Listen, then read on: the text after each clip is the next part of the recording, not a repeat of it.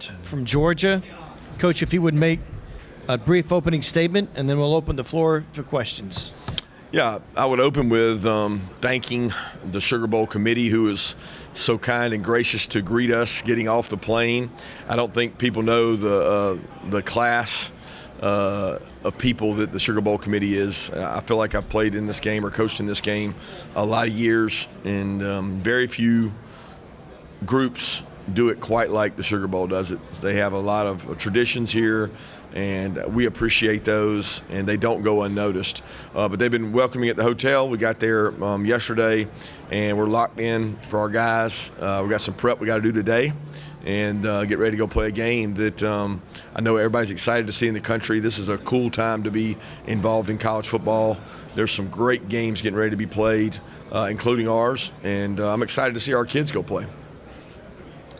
Please wait for the microphone to ask your question, and please identify yourself by your name and media outlet. Thank you. We're going to start on the right side. Hey, Coach. Richie Mills, WGNO in New Orleans. When your team walked off the plane yesterday, they described it as a business trip. How much did the result of last year's contest factor into that mindset? Well, it was a business trip last year. It's always a business trip for us. You know, there's a bowl game, there's a reward at the end of the season, and then there's a college football playoff game. And when you're part of a CFP in a college football playoff game, it's meant to be a business trip. It's win or go home. And I think that requires a certain kind of demeanor when you play in a game like that, and that doesn't change from year to year. We'll go to the left side, front row. Hey, Coach, Trey Wallace with the Outkick and Fox. 1 year ago when you guys were down here, the incident surrounding New Year's Eve and being back and also the loss of your father during that week, when you look back on that, and is it surreal to be back in the city 1 year later? Yeah, it's a different feeling. I think my attention and focus is always forward on what we have to do here. I think landing yesterday, brought back some memories because the last time I was here, I was just leaving 2 or 3 days after the game with my family, and it was different. It was a different mood, different time, very different frame of mind, and you can't help but think a little bit about last time I was here. What I was going through. I was going to a funeral home and going to meet with people that I'd never met with, and it was a very unique experience. But that's not what this trip's about, and our guys know that, and we owe it to all those guys over there in sweatsuits to be focused on the task at hand. And it was a terrible time in this city, and unfortunately people lost their lives during that event, and it was a horrific deal. It changed everything in this city, and really the celebration of New Year's. But our guys are excited to be back, and they're excited to have an opportunity to play in one of the best events, an all-SEC matchup in the Sugar Bowl. I don't think many people could have thought of that 5 to 10 years ago. We'll stay on the left side along the aisle. Hey, Coach. Aaron Mukes, WALB in Albany. I know you guys were talking about you want to move forward. Have you had an opportunity, or have you had that conversation with your players to discuss how maybe some of the returners are feeling about last year and them trying to move forward as well? Yeah, we don't really talk much about last year. I mean, we didn't talk about last year's games that we played other teams on the schedule. It's never really about last year for us. It's way more about living in the moment. How do we prepare for the moment? There's nothing about last year's game that's going to help us in this game. There's nothing about our last game against Ole Miss that's going to help us in this game. It's really about what can we do for the next 48 hours to prepare better to be ready to play a big game. We're still on the left side, back row. Kirby, Scott Rabelais from the New Orleans Times-Picayune. As the season went on, it looked like you guys have gotten better. Are you pleased with the progress? And did you ever think, well, if we can get to the point where you want to be, that you could be a playoff team, a national championship caliber team, as you often are? And did that change over the course of the season, where earlier you thought, well, there's things to work on, things to develop? Yeah, I think every team is a work in progress. I mean, you're constantly trying to reshape and retool your team. We certainly grew in a lot of areas. We lost some players in some areas and had to replace them. I don't know that there was ever a point where I said, okay, this is a playoff team. It was a team that was in the playoffs during the year. because every game, every road game and every home game we play in our conference is one game away from being out of it. And you don't control a lot of the outside wins and losses of other teams. So all you control is how you practice and how you prepare. I was really proud of the improvement this team made. But they are a playoff team. They're an SEC championship team. And their next opportunity to play is in 2 days. And you'll be judged by how you play then, not how you played in the past. We'll go to the right side front row. Richard Johnson, CBS Sports. Coach, after the Georgia Tech game, before you knew you were going to play Alabama again, you talked about looking at the layoff differently and talking to some folks and trying to handle that differently than you did last year. Can you go through some of the people maybe that you talked to and how you guys approached the layoff differently this year? Yeah, I don't want to go into details of who I'll talk to because some people don't want their information disclosed. But I think as a coach, you would be remiss if you don't get other people's information input. Doesn't mean you use it, and we didn't use all of it, but we talked to a lot of people that were in the playoffs last year, guys that had the bye, guys that didn't, NFL teams that had a bye in past years and didn't play in the wild card. And you just look at different ideas of trying to do things and simulate things to maybe try to do a better job.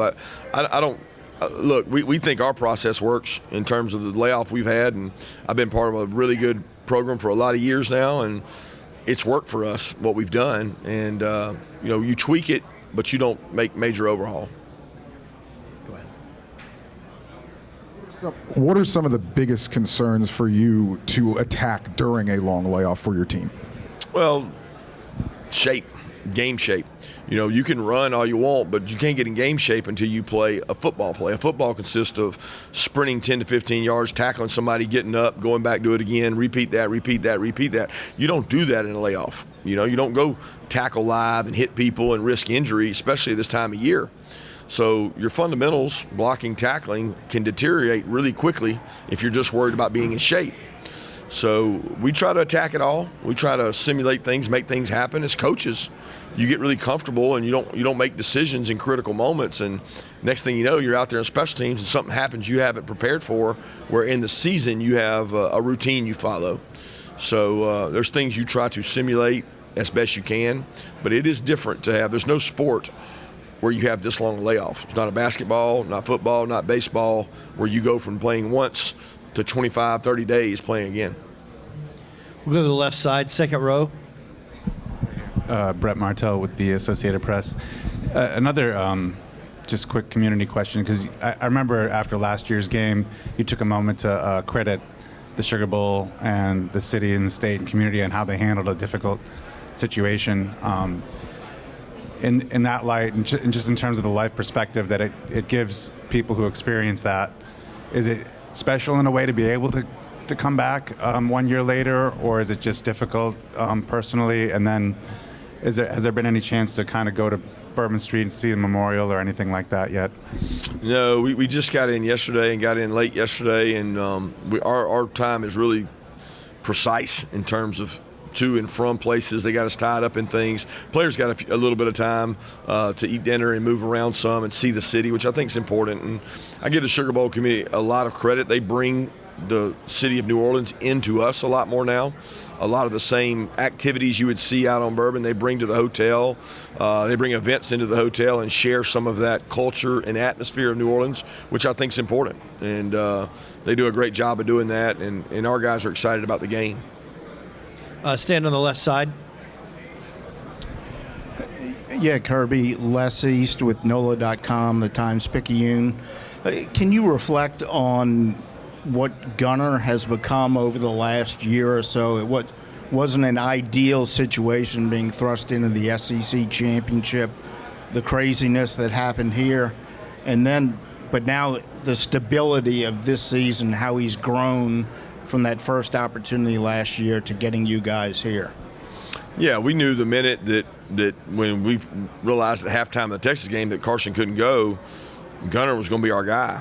And as much as you say, well, he's new, he hasn't done it, oh, woe is me, you say there's a reward in this, and the reward is the experience you get moving forward. And he capitalized on that experience. He got a ton of bowl practice. He got to develop earlier. I think maybe that helped us early in the season when he had success the fact that he had done all this in the run-up to this game. He played against one of the top defenses in the country in this game, and he's gotten better. I mean, he's the leader of our team. He's the guy, the catalyst that makes us go with his legs and his arm, and the players play hard for him. So I'm proud of his growth this season. He's played some really good teams. He'll play another good team today. In 2 days. And I have so much appreciation for what he's done for our overall team with his leadership, his mindset, and his approach. We'll go to the right side.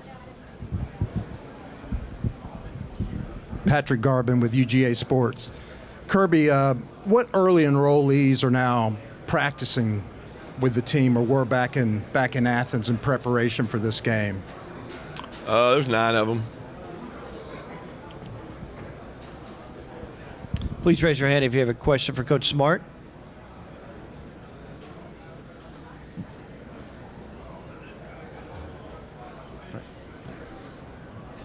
Kirby, is Dontrell Glover expected to start in the Sugar Bowl? Bo and Dontrell have done a great job in response to what they've had. We demanded a lot of them. We put a lot in front of them, and I'm proud of where both those guys are and what they've done to kind of earn the right back with us and the way they manage it.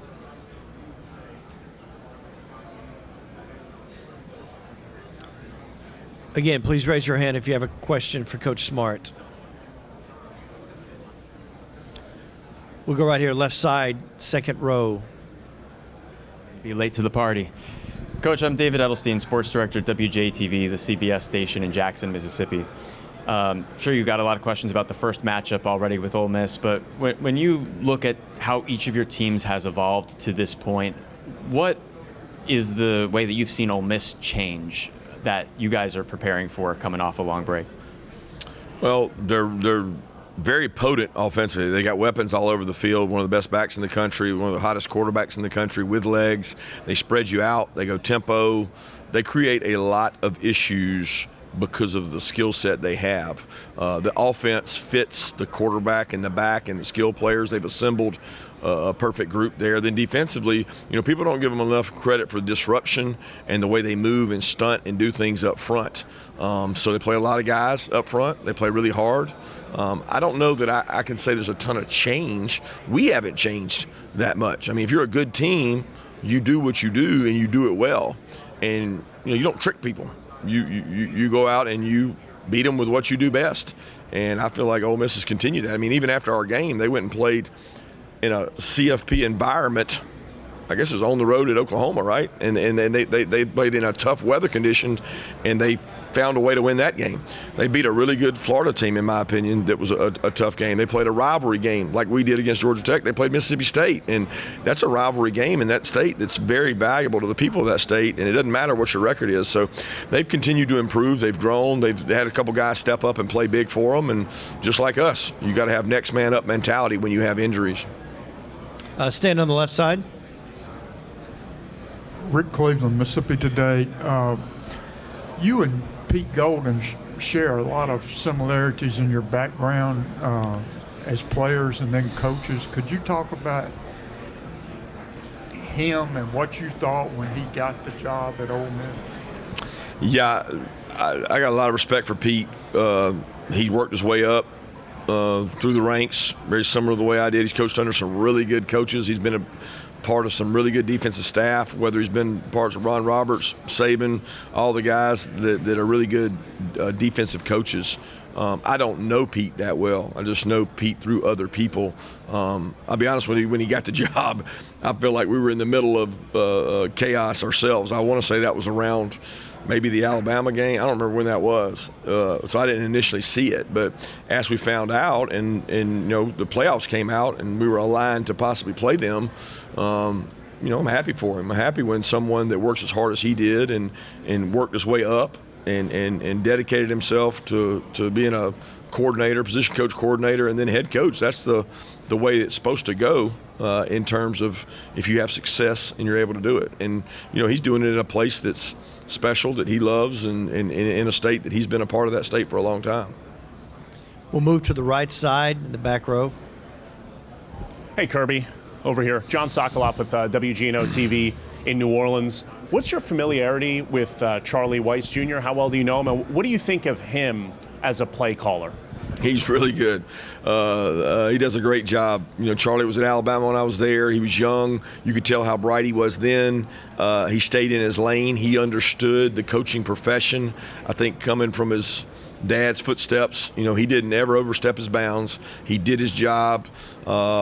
He was really good at his job, and he was intentional about his job. He was not a blinking light, a guy that wanted everybody to look at him. And, when you work with Lane like he has, you learn a lot of football, and you learn what you like and what you don't like. And, very similar to my career, he's had a blessing of being able to be with Lane and do things well. But make no mistake about it, he does the offense. He calls it, he prepares it. He does a great job leading those guys. And, just as much as the preparation and the calling of the game is the assembling of the talent. And you have to go get those players nowadays and find them. And whether you grow them from home state and you develop them, or you go in the portal and find them, they've done a great job of both those things. And he's a part of that. And I have a lot of respect for Charlie because the way he did it the old-fashioned way and worked his way up and grinded hours. And he's been really successful, and he's got good players.